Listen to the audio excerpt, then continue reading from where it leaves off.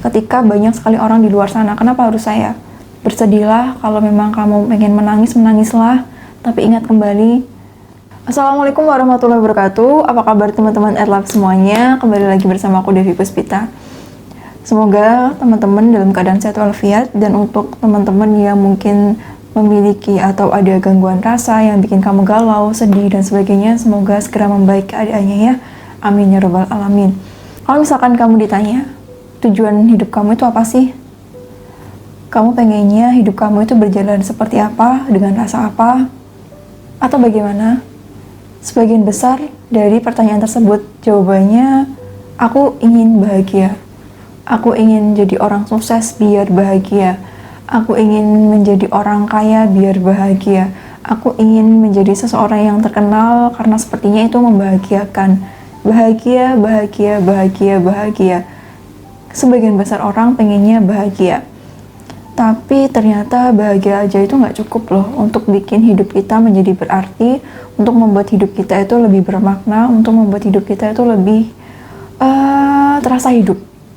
Dan mungkin di sekitar kamu atau bahkan kamu sendiri ada orang-orang yang tampak bahagia, selalu positif, menyebarkan energi positif, dia nggak pernah terlihat galau, nggak pernah terlihat sedih, dan sebagainya. Jadi yang kamu lihat jadinya itu kayak always happy, apapun itu keadaannya, segala situasi kalau misalkan ada dia, semuanya cerah, semuanya bahagia.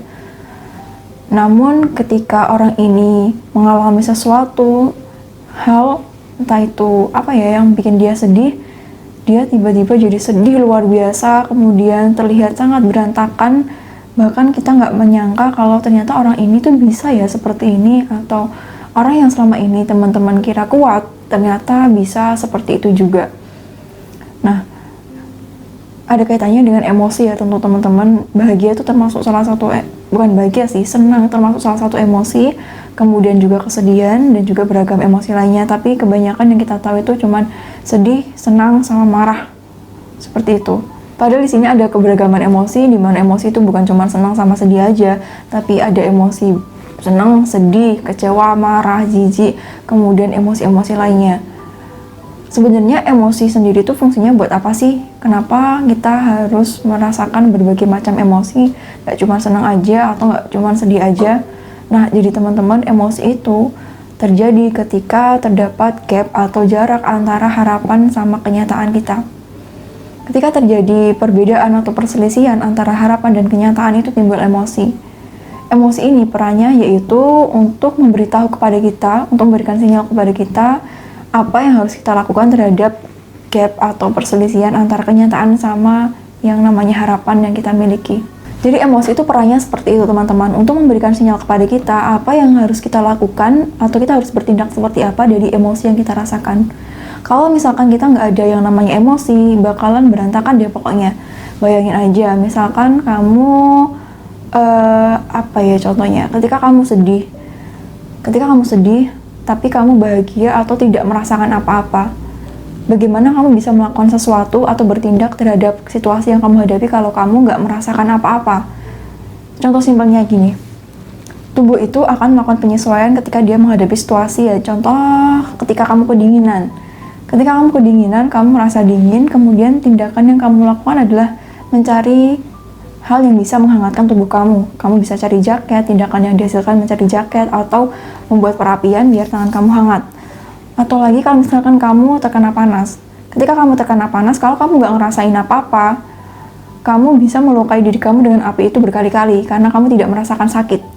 Tapi karena kamu merasakan sakit akibat panas yang kamu sentuh secara nggak sengaja tadi, kamu reaksinya akan timbul seperti kaget, aduh panas, seperti itu, kemudian kamu menjauhkan diri kamu dari api tadi. Gitu juga dalam hal ini. Dan contoh lagi, misalkan ketika kamu lapar, kamu harapannya pengen makan, kalau harapan kamu terpenuhi, kamu langsung makan, tidak akan timbul gap atau tidak akan timbul rasa marah atau rasa jengkel karena nggak bisa makan. Tapi kalau misalkan kamu lapar, kemudian kamu pengennya makan atau harapannya makan, tapi kamu tidak dapat makanan, biasanya ngamuk, jengkel, karena tidak terpenuhi harapannya. Atau hal lain adalah tidur, misalkan kamu capek, kamu harapannya pengen tidur, tapi situasi tidak memungkinkan sehingga kamu nggak tidur.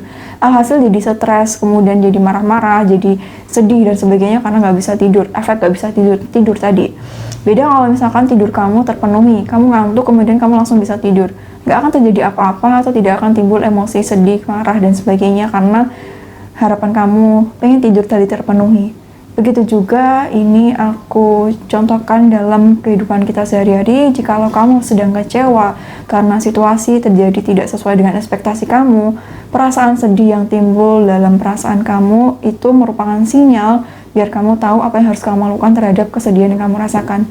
Tapi Kak, kalau misalkan sedih, Kak, aku susah buat mikir sisi positif dari kesedihan yang aku alami itu apa. Ya sedih aja, gimana bisa mikir positifnya? Ya memang sewajarnya seperti itu, atau semua orang merasakan hal yang sama ketika mereka sedih. Sebagian besar orang cenderung tidak atau sulit memikirkan sisi positif yang saya alami. Ini apa ya? Orang cenderung sulit memikirkan hal tersebut. Yang dirasain ya sedih-sedih aja, kemudian kalau misalkan bahagia aja, atau yang dirasain kecewa ya kecewa aja. Butuh waktu, mungkin kamu bisa tarik nafas atau tidur sejenak dan sebagainya, sehingga kemudian membantu kamu untuk bisa berpikir apa yang harus aku lakukan dari kesedihan yang saya hadapi ini. Peralihan yang kita lakukan, misalkan untungnya ya kita punya Allah Subhanahu Wa Taala yang selalu membantu kita apapun kondisi kita. Ketika sedih kita bisa ambil wudhu, kemudian sholat dan mencurahkan segala hal yang kita rasakan kepadanya. Memang sih masalah tidak selesai pada saat itu juga, tapi setidaknya kita sudah mengeluarkan unek-unek yang kita rasakan, kegelisahan, harapan yang belum terwujud tadi kepadanya, sehingga kita ada penyaluran emosi di sini. Nah, ketika itu Allah yang akan menentukan gimana caranya untuk mengatasi situasi yang kita hadapi yang nggak sesuai ekspektasi tadi. Di sini kita nggak bertugas untuk memikirkan caranya, tapi kita berdoa dulu. Jadi ketika terjadi sesuatu, datanglah ke Allah dulu. Kita cari solusi dulu, berdoa dulu, baru kita mikir apa yang harus kita lakukan. Karena ketika kita berdoa, Allah akan memberikan petunjuk kepada kita dan membimbing diri kita untuk melakukan tindakan-tindakan yang tepat, yang mungkin ketika kita sedih itu kadang-kala kan mikirnya dalam jangka pendek, kita nggak mikir jangka panjangnya seperti apa. Sedangkan Allah di sini yang punya peran untuk mengatur tindakan kita yang terbaik untuk kita saat ini dan juga terbaik untuk kita di masa depan. Terkait dari tadi, ketika sedih, yang kita rasain cuma sedih aja, ya benci, kadang-kala merutuki diri sendiri, atau bahkan parahnya merutuki Sang Pencipta. Ya Allah, kenapa ini tidak adil? Kenapa ini terjadi kepada saya ketika banyak sekali orang di luar sana? Kenapa harus saya? Ada pikiran seperti itu mungkin saja. Ingat ini teman-teman, sesuatu yang menurut kita itu tidak menyenangkan atau kita benci, benar-benar benci sekalipun, bisa jadi itu yang terbaik buat kita. Dan segala sesuatu yang kita pikir itu menyenangkan buat diri kita, bisa jadi itu buruk buat diri kita. Kita tahu apa sih terhadap kehidupan kita saat ini? Kita nggak tahu apa-apa. Kalau ditanya 1 detik ke depan apa yang terjadi kepada diri kamu, siapa yang bakal tahu pastinya keadaan apa yang akan kita alami 1 detik ke depan? Banyak sekali bukti-bukti di luar sana yang mungkin teman-teman bisa pelajari sendiri dan pikirkan sendiri dan renungkan sendiri. Kalau kita nggak tahu apa-apa terhadap kehidupan kita, bersedihlah. Kalau memang kamu pengen menangis, menangislah. Tapi ingat kembali, datanglah ke Allah duluan, datanglah ke Allah terlebih dahulu atas segala hal yang kamu rasakan, kesedihan, kebahagiaan, dan sebagainya, bahkan kebahagiaan. Datanglah kepada Allah ketika kamu bahagia, maka Allah akan mengingatmu ketika kamu sedang susah dan sedih. Jadi seperti itu teman-teman, ingat emosi itu Allah hadirkan dalam kehidupan kita, dan Allah izinkan buat kita rasakan. Terlepas itu sangat menyakitkan buat kamu hari ini, bisa jadi itu menjadi hal yang kamu syukuri di kemudian hari. Kita nggak tahu apa yang terbaik buat kita di masa depan. Sekarang yang kita bisa lakukan adalah berusaha untuk mengatasi segala kegalauan yang kamu rasakan dengan cara nonton video ini misalnya. Dengan cara lain, banyak sekali channel YouTube yang lain yang bisa membuat kita untuk memperluas cara pandang bahwa kesedihan yang kita alami ini tidak akan selamanya.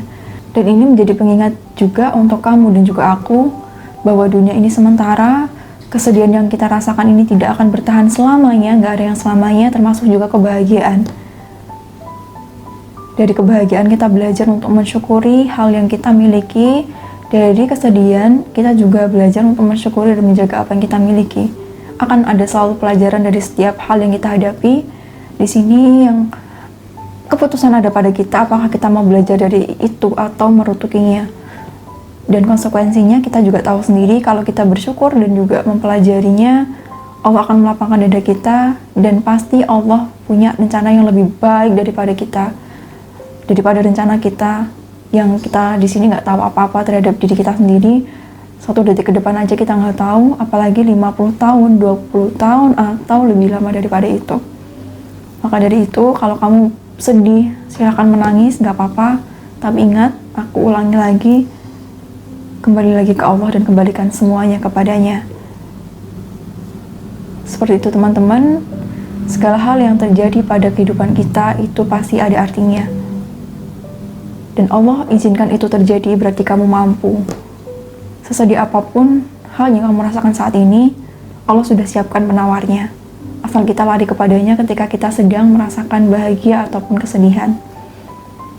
Seperti itu teman-teman, semoga video kali ini bermanfaat dan bisa membantu sedikit untuk melegakan hati kamu yang sekarang sedang sedih dan juga kecewa.